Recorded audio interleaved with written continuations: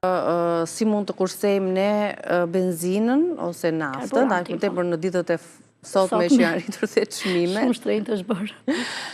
Dhe ishte interesante. Mund të na ndash dhe me ne se çfarë duhet të kemi kujdes që të mos shpenzohet shpesh dhe shpejt benzina apo nafta gjatë ecjes me makinë? Ka ca gjëra, si me thënë, që janë të aspektit të dytë, se në aspektin e parë ndikon fuqia motorike e mjetit në koston e karburantit, por këto janë element që ndihmojnë. Si me thënë, të përdorim shpejtësi uniforme, sepse kur ne frenojmë njëherë dhe japim gaz me njëherë, aty kemi kostot të shtuar të karburantit, në përgjithësi rrugët e drejta fushore harxojnë më pak karburant, sepse rruga në ngjitje, kur ka ngjitje dhe zbritje, edhe mbajtja hapur e xhamave, se presioni i ajrit shton forcën që duhet të kundërshtoj mjeti, që duhet të në drejtim. Po.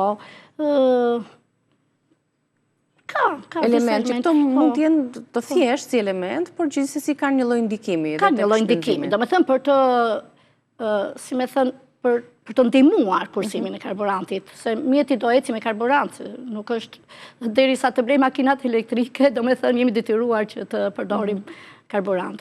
Në ditët e sotme ka pothuajse një numër të barabartë vajzash dhe djemsh që ngasin makinën dhe nuk ka familje pa një ose dy minimalisht makina. Kush ngjet më mirë, djemt apo vajzat? Kjo është një diskutim, kjo është një diskutim që është një diskutim që gjithmonë ka si me thënë element që mund të themi pro dhe kundër, meshkujt janë të saktë, në përgjithësi meshkujt janë të saktë, ka një lloj intuite pak më, si me themi pak më lartë, por vajzat bëhen shumë të mira, mbasi e mësojnë makinën, bëhen shumë të mira, se janë më të kujdesshme. Se janë më të kujdesshme. Por gjë që realiteti tregon tjetër gjë, gjithmonë na paragjykojnë, se ishte vajzë në timon, ose nuk di të parkojë më mirë, nuk di të marrë drejtimin më mirë.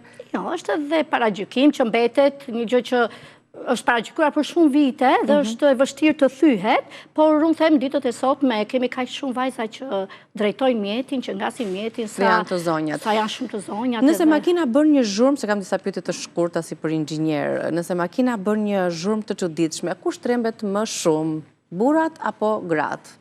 Besoj që gratë. Besoj që femrat gratë.